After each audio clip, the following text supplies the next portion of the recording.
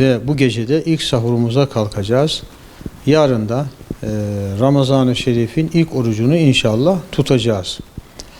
Ben öncelikle hem ilimizde, ülkemizde, İslam aleminde bütün kardeşlerimizin Ramazan-ı Şerif'ini tebrik ediyorum.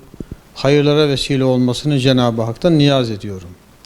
Yüce Rabbimiz Kur'an-ı Kerim'de ey iman edenler, sizden öncekilere farz kılındığı gibi Ramazan orucu size de sayılı günlerde farz kılındı.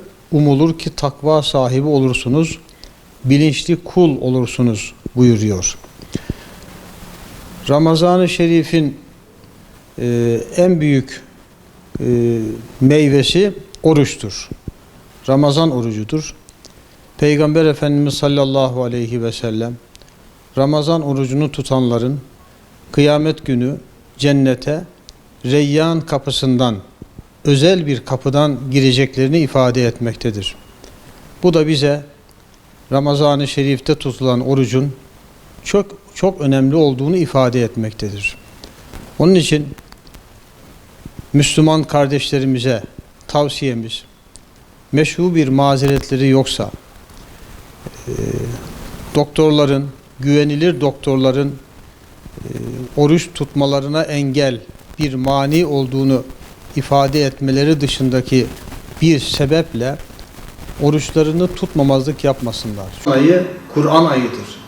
Yüce Rabbimiz Ramazan-ı Şerif'e, Kur'an bu ayda indirildiği için Ramazan-ı Şerif'e bu kadar değer vermiştir. Kur'an'ın indiği ayı, ayların sultanı, Kur'an'ın indiği geceyi de ömre bedel bir gece olarak ifade etmiştir. O vesileyle Ramazan ayında ömrümüz boyunca Kur'an'a göstermiş olduğumuz ilgiyi, senenin her mevsiminde, her ayında Kur'an'a göstermiş olduğumuz ilgiyi Ramazan ayında biraz daha fazla göstermemiz, Kur'an-ı Kerim'i daha şuurlu bir şekilde okumamız, Kur'an'ı daha fazla anlamaya çalışmamız, Kur'an'ın anlam dünyasına inmek için gayret göstermemiz gerekmektedir. Ramazan ayı aynı zamanda yardımlaşma ve dayanışma ayıdır.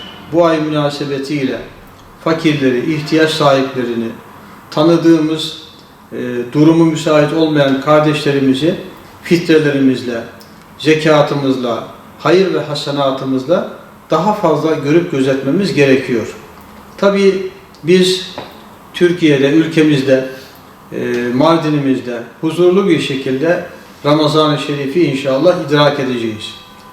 Arzu ederdik ki Gazze'de, Filistin'deki kardeşlerimiz de aynı huzur ve mutluluk içerisinde Ramazan-ı Şerif'e girebilselerdi. Bu Ramazan'da Gazze'deki, Filistin'deki, Doğu Türkistan'daki, Arakan'daki, Myanmar'daki yani gönül coğrafyamızdaki insanları, kardeşlerimizi de unutmamamız gerekiyor. Onlara da her zaman dualarımızda yer verelim. Onları da fitrelerimizden, zekatlarımızdan faydalandıralım. Diyanet İşleri Başkanlığımız bu sene fitre miktarını 240 TL olarak belirlemiştir. Orucunu meşru bir mazeret sebebiyle tutamayan kardeşlerimiz günlük 240 TL fitreyi ihtiyaç sahiplerine vereceklerdir. Yüce Rabbim Ramazan-ı Şerif'i hem bizim için hem de tüm insanlar için hayırlara vesile eylesin. Ramazanımız mübarek olsun.